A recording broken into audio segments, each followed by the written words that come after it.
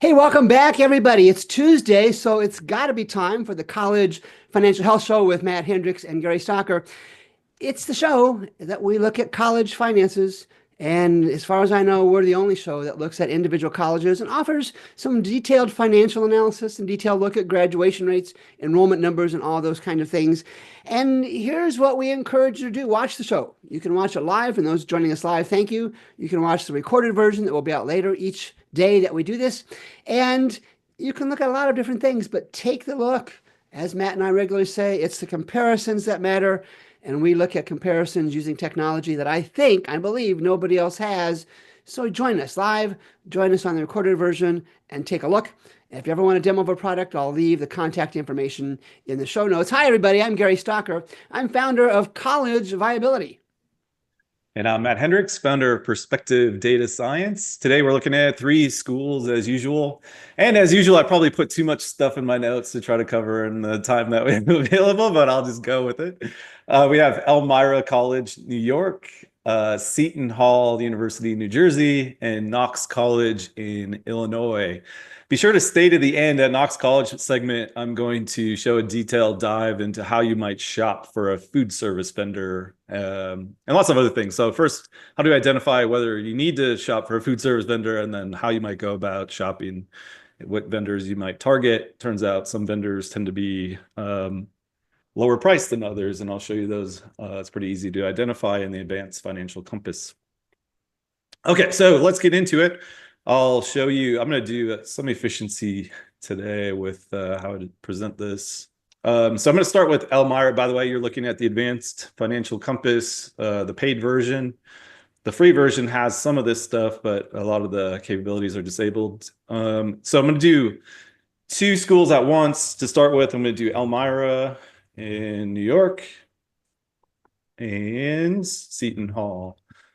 And just pay attention to the differences. Seton Hall will always be in green, and Elmira will be in blue. And I'll just give you a hint as to what to look at here. One of these schools is doing very well. The other one not, is virtually the opposite on every metric. So I'm going to start with net income margin. That's where we always start the analysis. Basically, this is profit, remember. You don't want a negative profit, even though these are non-profits. It's not sustainable to be running negative numbers like Elmira is. Many years in a row here, 10% loss, 11, 20, 26. And then they had 2 years of positive. That's almost certainly from COVID relief. Yeah. Yep. And then right back to negative again. All right. So this school is in tough shape financially. They keep losing assets every year. And Gary and I say this is unsustainable. Eventually, you just run out of assets, right? And the school will close. And you'll see they've been eating up their endowment like crazy. But just look at the difference here between Seton Hall and Elmira. This is Seton Hall in green, almost always positive, and that's exactly what needs to happen. They have 1 year that's negative. It looks like that's the COVID year, the year that actually people got injured by COVID. And then they're right back up to positive gains, actually really close to 75th percentile on net income margin. So the question that you'll see, I'm going to look into how is Seton Hall or Elmira actually paying their bills if they've got this negative net income. And by the way, I'll show you that they also have negative net cash margin from operations. So they've got negative cash from operating activities. And typically what that means, not always, because there's some accounting differences across schools I've gone into in many other shows, but generally what this means is that they're not collecting enough revenue to cover their operating costs from their operating revenues. So they have to either borrow or sell assets, or those are the 2 options, right? Borrow or sell assets. And you'll see on this next visual. Hey, Matt, before you go there, tell the new viewers what the red line is for. Yeah, that red line is closed schools. So it's not all the closed schools. It's a set of 9 schools I have right here that have closed. It's just another benchmark. So I'm benchmarking all the schools. Of course, I'm benchmarking Seton Hall versus Elmira, but also against the median, the 25th percentile, 75th percentile, and then a set of closed schools. So it's just helpful to give context as to like what is bad, what is good, and where you need to be sort of located for these things. Oh, so this is already up. So what I'm switching over to here is the change in endowment value since 2016. Oh, goodness And you can gracious. see what's happened to Elmira's endowment is pretty catastrophic. It's down 42% almost since 2016. The median school has done the opposite. They're up almost 60%. So we talked about this before. Your endowment really is key to being competitive in the future, right? With your endowment shrinking like this, it means that more and more of your revenue is going to have to come from tuition, room and board, right? And while that's happening to Elmira, their competitors are most likely getting less tuition reliant, right? Quite a bit less tuition reliant. So this is a pretty sad story. And the reason their endowment is shrinking so much is because they have these big deficits. And I'll just show you what they're doing with their endowment. These are their endowment appropriations. As you know, let me just take Elmira out because they're such an outlier. They really mess up the graph. So even Seton Hall had an issue here earlier in the 2017, 2016, 2018. It looks like they've fixed it.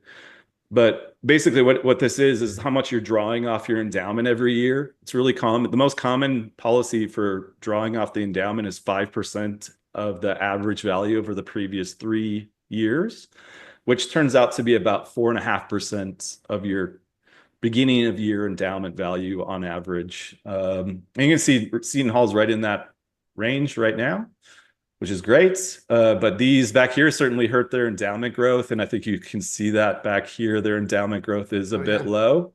The reason is back here, they were fell off sort of the median back here, but they've since come back up.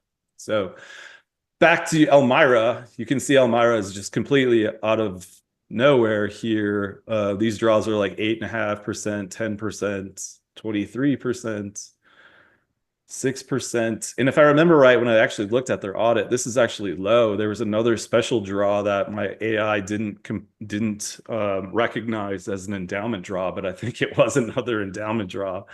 This wasn't meant to be so complex. This is supposed to be, it's like out of the box. Anybody can use it. And it's still that way, but there's a lot of information in here now. So story is Elmira's got deficits. They've been covering it with big draws from their endowment. So even with those big draws, though, that will go into operating revenue, and they're still getting deficits. Still negative, yeah. So they're in tough shape in terms of that. And I'll just show you how bad of shape they are in terms of revenue. Their unrestricted revenue since 2016 is down 39%. Whereas Seton Hall's is up 18%. That's excellent. It's above the median. Net tuition revenue.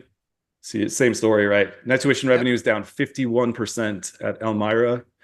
And by contrast, Seton Hall is doing excellent. It's above the 75th percentile in terms of net tuition revenue. And we can dig into why that's happening here in a second. So your net tuition revenue can go up in 2 ways or down in 2 ways. One is by getting more students. So I'll show you that. And the other way is just changing the price, right? Same number of students, higher price, your net tuition revenue will go up. So let's take a look at what's happening to both of these, starting with the student part. So we can do FTE students, percent change since 2016. Yep, so Seton Hall, so you already know what's happened at Seton Hall, right? Their enrollment's only up by 1.9%, but yet their net tuition revenue was up a ton, right? So how is it possible? What do? They increased the price, right? And I'll show you that in a second. The price is way higher. And the story at Elmira appears to be entirely about fewer students. They're down 54% on student enrollment here, FTE enrollment. But let's take a look at the net tuition revenue price.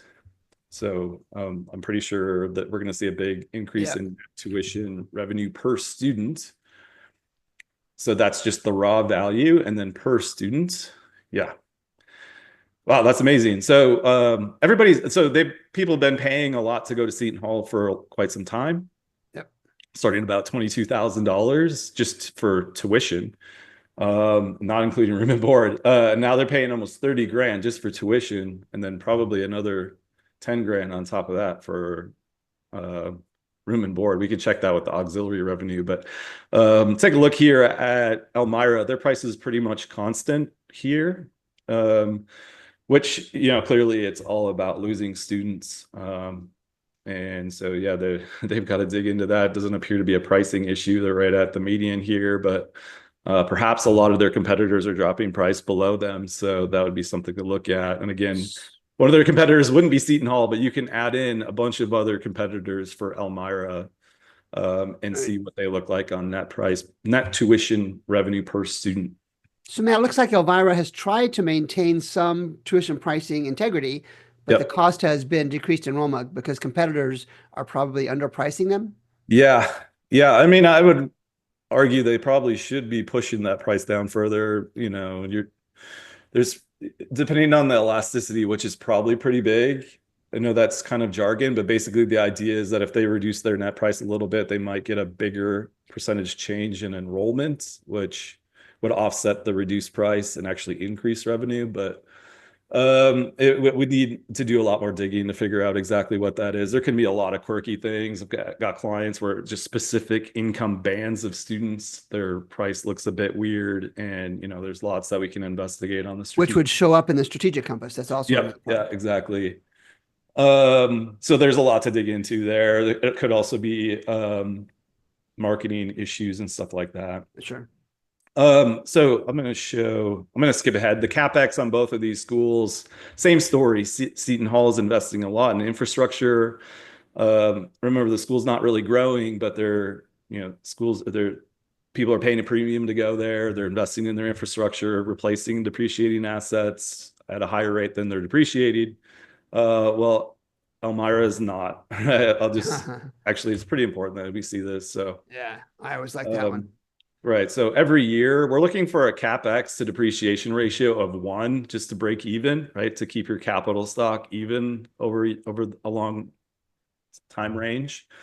And you say Seton Hall is always above 1. 1 is right here, except for 1 year they're below 1, but totally everybody was remote here. Yeah, so that's really common. You can see this dip here actually with the whole nation during COVID. But Elmira is it looks like there could be a serious deferred revenue or deferred maintenance problem showing up here because we're at 1, 2, 3, 4, 5, 6, All 8 7, years. 8 years in a row at least where they weren't even replacing the depreciation. And even have to wonder, looking at 23 and 24, if they didn't have some serious maintenance issues that they had could have been. to throw Actually, dollars we might be at. able to see that in the contractors here in a minute. All right. So I'm going to give them some things they can do on the cost side now. We already mentioned on the revenue side that they might look at that price, all right, and really take a deep dive on that price and marketing strategy, of course, if they aren't already. And I can tell you, it looks like they are doing some of that, but let me show you. Let me go down to a different table here and show you so a couple things on staffing. Let me do staffing first. Let's go employees. I just don't want to run out of time. So let's just look at employees per FTE. You can see that they've started to address a serious problem, but it's been way too long to let this go, in my opinion. What you're looking at here is Elmira's number of staff per FTE per 100 students. Yeah. And they're almost 1-to-1 until just recently. And then they brought it back down to even below the median. So this is a massive layoff here, it appears.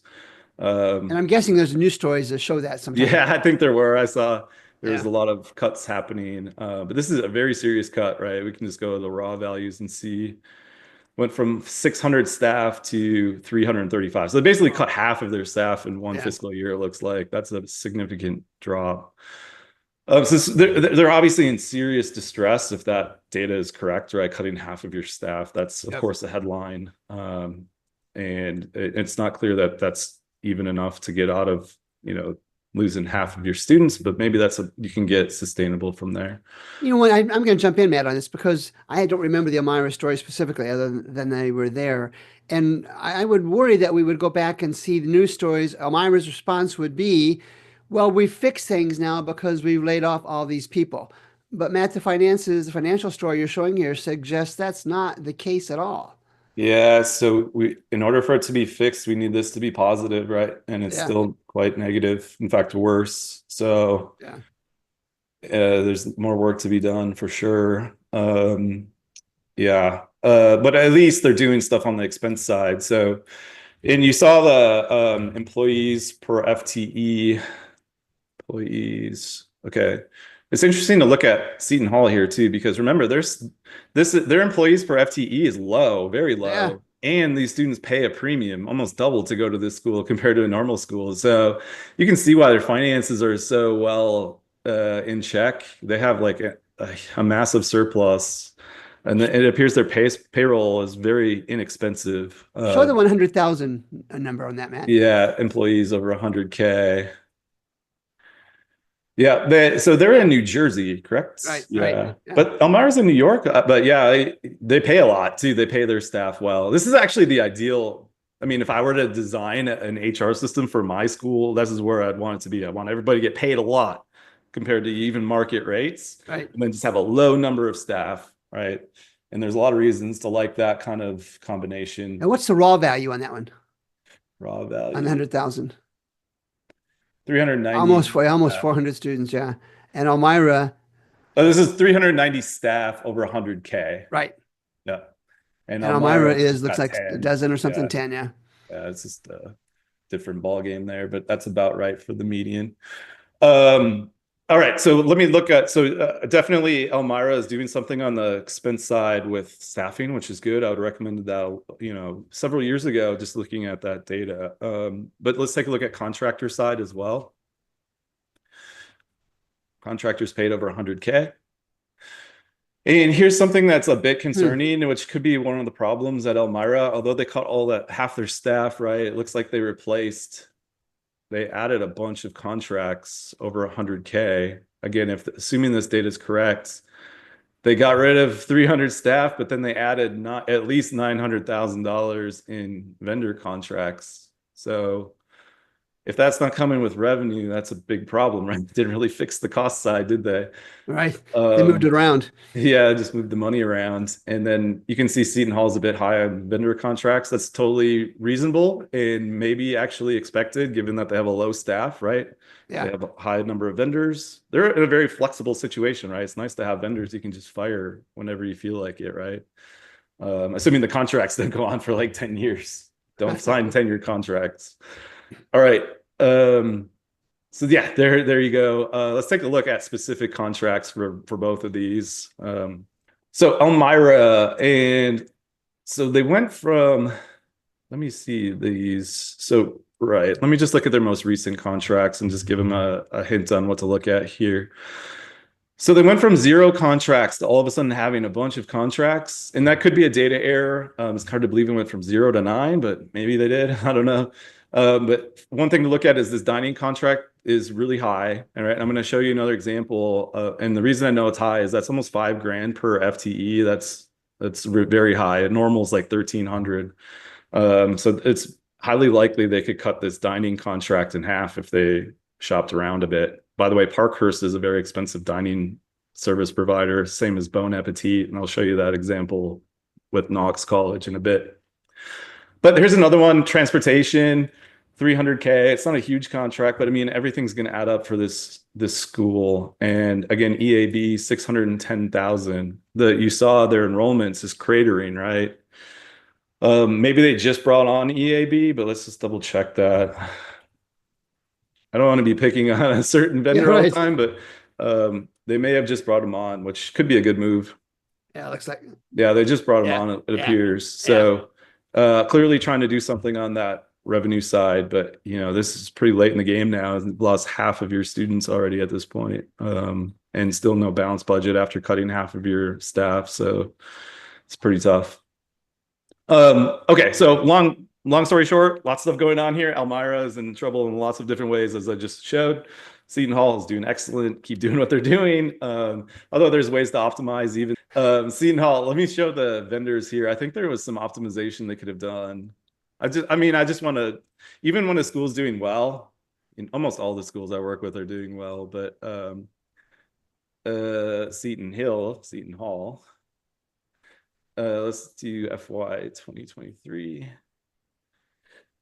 Yeah, they look great. I mean, these contracts are all, see, there's no color here, except for this one. The janitorial contract appears a bit high, but they're in New Jersey, so it's probably expensive. Yeah, I mean, And it's not like, so that's just a quarter of a standard deviation high. That seems excellent. So keep doing what you're doing at Seton Hall. Excellent work. All right, let's go back now to Knox College. Knox College in Illinois.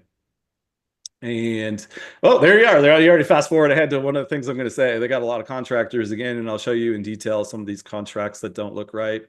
But let's back up to net income. Net income margin. And you can see here, Gary, they were doing fine for a number of years here. Yeah. And then bam, 40% loss, 14% loss. It's a pretty big drop off. And let's see what's happening to the revenue side. You got to wonder if in this case and some others we've seen that they did not manage the COVID experience as well as others might have done. Yeah, it's possible. You can kind of see that like last week, remember we had that school that had really volatile operating revenue. Right. This is a similar school, but you can see the trend here. If you just draw like a regression line through here, they're heading in the wrong direction on the revenue side, and they're really kind of hanging out in this range of like 10% loss, it looks like on average. That's not good. Let's see the expense side. Percent change since 2016. Yeah, and you can see why they have this big deficit now, right? They just have a massive surge in expenses happening since 2021. Yeah, I mean, probably not fair to start at 2021 because remote, but if you go back to 2020, that's a huge surge just in a few years. So they probably have some expense side issues that they may not be aware of. Let's take a look at some of those. So employees first. Per FTE employees. Yeah, this has been an issue for a while, it appears. A lot of staff per student. And I can also look at staff per revenue. Very high on both. Right. And it's not resolved, right? Unlike Elmira, it doesn't appear that they've really addressed this quite yet, at least not at the magnitude it needs to be addressed. I mean, so just to put this in context, for every 100 students, they have 130 staff. Again, those numbers generally won't work out. You're asking a student to pay for an employee, right? In addition to their service, right? That they're getting from the school. So that's pretty tough. And those that are new to the show, the data sources are the audited financial statements, they are the IRS Form 990s, and the IPEDS data, each of which colleges themselves prepare. Now, I understand on occasion there may be some mistakes in the entry, but for the most part, we're just making the comparisons from the data that the colleges themselves have submitted to various sources. Yep. All right, I'll wrap this up a little bit with some very interesting stuff I'll show you. But here's the contractor side. They have 24 contracts, and a per FTE, that's very high. That's 2.5 contracts per student. You can even do it relative to revenue again. Contracts paid over 100 per million in operating revenue, very high again. So question is, what contracts need to be cut? I can't see them all. If I work with the school, we can go in deep in all these contracts and really put all of them on the table and get a good sense of what's going on. But I'll show you some that I can see, which are in the 990s. So let's do Knox College in Illinois, 2023. And you can see one contract here that's high, Gary. Yeah. This is the food service contract, and that's Bon Appetit. Again, this usually contracts for Bon Appetit tend to be on the high end.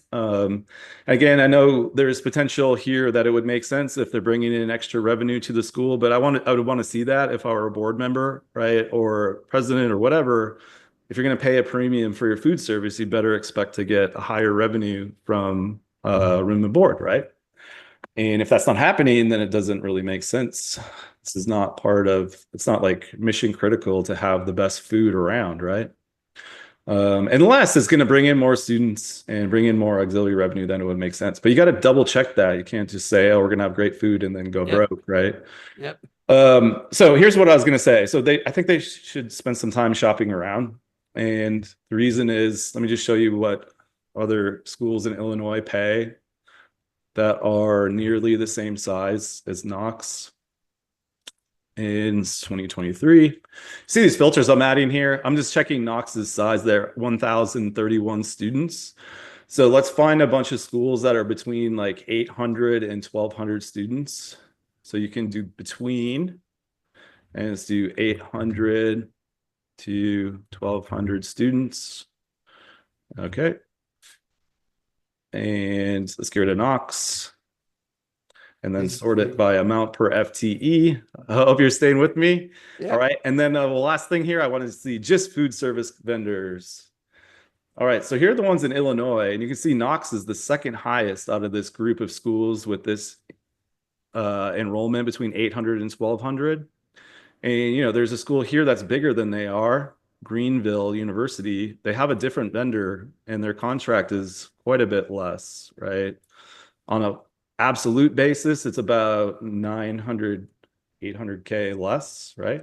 Yeah, and we understand that context is important and that some of these food service companies may be offering more than others, but the comparisons are what matters. And look at the color schemes. You know, look at Quincy University. We looked at them before. They're way out of whack. At Quincy University, you want to ask, why are we way out of whack? Yeah, I'm not saying that you're like crazy or you're doing something bad or something like that. I just want to see that this has been checked, right? If I'm a board member, I would just ask simply that this is checked, right? I want to see that if we're going to pay 800K more for Bon Appetit over Fresh Ideas, for example, I want to see that our auxiliary revenue is at least 800K higher than the alternative, which would be going with Fresh Ideas, right? Really reasonable stuff. All right. And this needs to be checked. That's a lot of money. 800K is a significant part of the budget of this particular school. So here's what it looks like nationwide. And you can see there's, you know, some schools paying as much as 600K, 6,000 per student. It's probably including the facilities here. So there's some context to worry about. Yeah. And then, you know, Knox is here. They're, you know, in this one standard deviation above the median group. We just talked about Simpson, right? Last week. Again, I want them to check this. This looks high. Where they should be is in this white range here, about $1,500 a student or so. And there are lots of good examples. We talked about Hastings, one of the schools that's doing very, very well, right? They have a contract that's right on the money. And why can't everybody do that? Greenville, I just talked about them, Fresh Ideas, right on the money. So what might you do here? Let me just show you the difference in some of the vendors in this student body range. So you've got your Bon Appetits, and you can see a lot of these contracts are quite high, right, Gary? Yeah. And I don't think they're offering facilities. I may be wrong on that, but I don't believe Bon Appetit does facilities, but could be wrong. Another one that tends to be quite high is Parkhurst. See these all colored Parkhurst. All right. If you want to get a vendor contract, food service contract that's more reasonable, you might check Pioneer. All of these are pretty reasonable, right? You see that, Gary? None of them are colored except for one. Yeah. That's promising. So you're probably going to find a contract in the $1,500 range there. Pioneer, and then Fresh Ideas was another. Again, it's not just price, of course. You want to check quality, make sure you're getting decent quality, but this is significant savings. So even if they are lower quality and you don't lose as much, you mean you can lose some auxiliary revenue, you still want to lose $1 million, right? Or over $1 million. Yeah.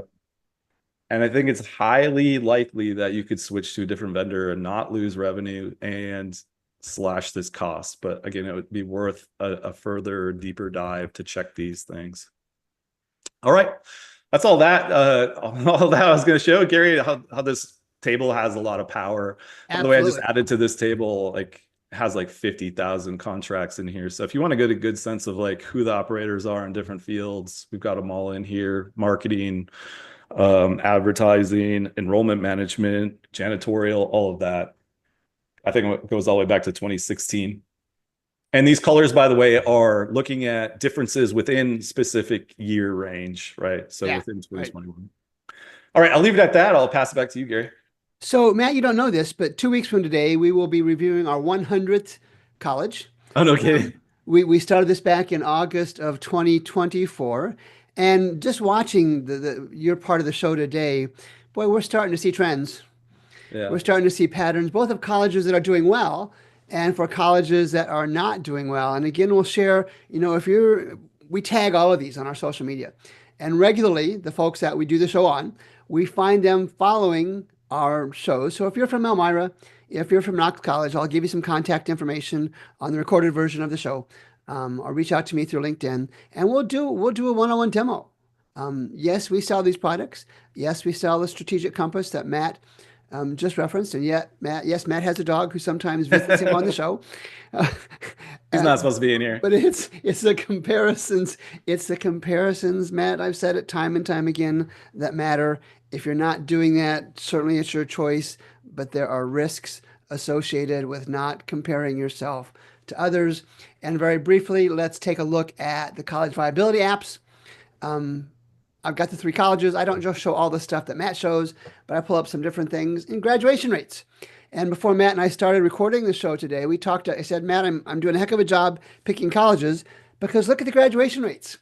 These three colleges, despite two of them having substantial financial issues, are at least, Matt, graduating students.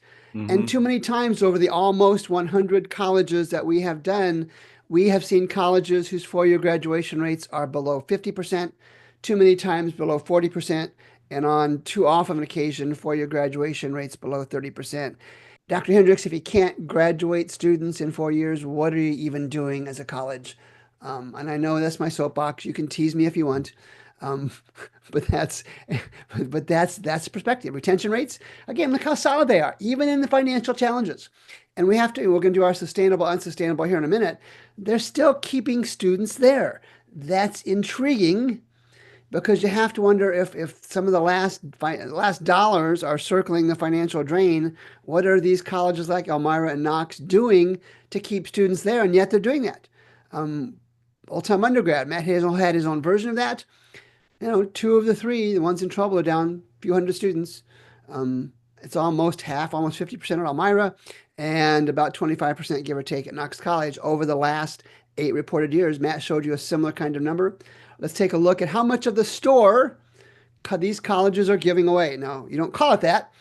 Technically, it's called the unfunded institutional grants. You and I know that, Matt, as merit aid and most scholarships. It's discounts. And interestingly, two of the three have significantly increased their unfunded discounts, the unfunded scholarships discounts. Knox is up almost $2 million. Seton Hall, because they can afford it, is up almost $60 million. And on occasion, not even true, regularly we see colleges trying to fight that tuition and those tuition discounts. And what happens, Matt, on the other end? Students go somewhere else, and we saw that exactly during your presentation today with Elmira. It is indeed a classic catch-22. And then I don't think Matt brought up the endowments. Let's take a quick look at the endowments. And again, my bare minimum is $50 million. Elmira clearly has been using theirs up. It's down a little bit. In my data, Matt showed more. It's down over the last 4 reported years, but both, and so is Knox College. College is in trouble, and we can see that Seton Hall has grown a little bit. Let's take a look at college majors, and this is a new app in 2025. And this is a market share app, a market share based on majors. It's for about 2,700 plus public 2- and 4-year and private 4-year nonprofit colleges. And you just get a chance to use the iPad's data to compare your market share. Now, Matt, the screen I have up now is for our 3 colleges. And when we look at this, Elmira at the bachelor's degree level for 2023, we can see from 2020 through 2023, the 4 years available in iPad's data. This is internal market share. I'll show you external here in a second. This is internal market share for our 3 colleges. And what we look at this for is to see where colleges are weak with really low numbers, really low market share across the board, and to look to make sure a college is not over-reliant on a given major. Now, my soft number is anything above 30%, and you can see that Elmira is kind of touching on that on business administration. It's risky to have, all of your eggs in one proverbial academic basket. I just made that up, Matt. But you can see the risks associated with that. And we can see for Knox College, less so, a nice even spread. But even at Knox, they have issues. Some majors, what are they doing in the math business? What are they doing in the philosophy business? What are they doing in the public policy business? They have essentially no graduates completing majors in those disciplines. And Seton Hall, same thing, but they're a much bigger college. Let's go down to the bottom here. And even as large as they are, look at the balance. Look at how nicely balanced Seton Hall is on the top 10 or so programs that they graduate. Now, that's internal market share, right? That's internal market share. By major, we can do the same thing as external market share. There's our 3 colleges. Let me pick a major here. Let's just look at accounting, because that's what we always start with. And again, Seton Hall is going to be dominant here. Let's just pick one other one. Biology is pretty common. Turn off accounting, look at biology. And again, Seton Hall is going to be dominant. But what I did today, Matt, and I haven't done this before on the show, is this is another view of the 2025 College Majors Completion App. Again, I'll have links for that in the show notes. I've got accounting. There are 989 public and private 2- and 4-year colleges that had 30,000 completions in the bachelor's degree in accounting. Let's look at chemistry. There were 50,000. Oops, got to turn one off. In chemistry, there were 12,000. Let's turn off chemistry. And what this gives us a feel more for, Matt, is what this does is it lets us compare where students are majoring. Now, you and I both know that depending on the major students choose, their income is variable based on those majors. This gives you a feel, and you can filter this by all sorts of ways by year. We can even look at master's level and see the same kind of thing for each of those majors. It gives you kind of a quick research tool, if nothing else, to see where colleges are offering majors and where students are actually taking those and completing those majors as well. So, Matt, this is a point in the show where we look at sustainability. And for our 3 colleges today, go ahead and step us through where you see each of the 3. Yeah, well, Seton Hall's doing great, as you saw. And I don't know if I showed you enough on Knox, but both Elmira and Knox, they had those negative net income. Like I said, that just can't go on forever. So clearly it's unsustainable. Both of them, I didn't show you on Knox, but they're making massive draws on their endowments. Their endowments are shrinking. I think you filled in the gap there, showing the endowments are shrinking. That's the unsustainability part, right? Eventually the endowment goes to 0 and then they can't do that anymore, right? Then what do? You start selling buildings and so on, right? Eventually you run out of stuff to sell. Nobody gives you a loan and you have to close, right? So unsustainable on the Elmira and Knox. Seton Hall is doing great. Again, I think Knox and Elmira might have longer runways though, longer than 5 years. They can sell assets for quite a long time before they run out. But again, they lose. It just makes things harder and harder the longer that goes on, right? Because your competitors are less reliant on net tuition revenue, less reliant on any kind of student revenue, right? They're getting more and more just from the stock market, right? From their endowments. Yeah. So yes, it's kind of a compounding complication. If you're using that endowment, and I teasingly call it you're raiding the piggy bank to keep the lights on, and while that's crude and not completely accurate, that's essentially what's going on. And we posted I think something last week, Matt, about when that endowment draw is too large, it's a competitive disadvantage. You talk about that all the time. Yeah. So it's data. It's data that colleges submit. Matt and I do it in our own ways. We do the comparisons. It's the comparisons that matter. If you want a private demo, and I've done quite a few over the last few weeks, drop me a note. I'll give you that contact information. I'll do a private demo, not only for the private college advanced financial compass, but for the strategic compass that we talked about today. And if you're at Elmira, if you're at Knox, you need the strategic compass. And I'll show you what it can do for you. And Matt referenced it a couple of times. You don't need to pay expensive consultants. We'll give you the data. We'll do the work for you. We'll show you what's in there. You can make the business and policy decisions based on your own. And Matt, what era are we in? Moneyball era. We're in the Moneyball era. And as I talk to media outlets throughout the country about the Moneyball era for higher education, they're fascinated to make that connection. If you're not using data, more than just internal data, if you're not doing comparisons that Dr. Matt Hendricks provides and Dr. Gary Stocker provides, you're probably making a strategic and even tactical mistake. So reach out. We'll show you what it looks like. If you think it's for you, great. We'll put it in your hands. If not, go ahead and keep doing what you're doing. We know what definition that means. So for Matt Hendricks, I'm Gary Stocker. Thanks for those watching the show live. Thanks for those who will watch the recorded version. We'll be back next week, getting close to 100 colleges reviewed with another episode of the College Financial Health Show. Until then, thanks to everybody.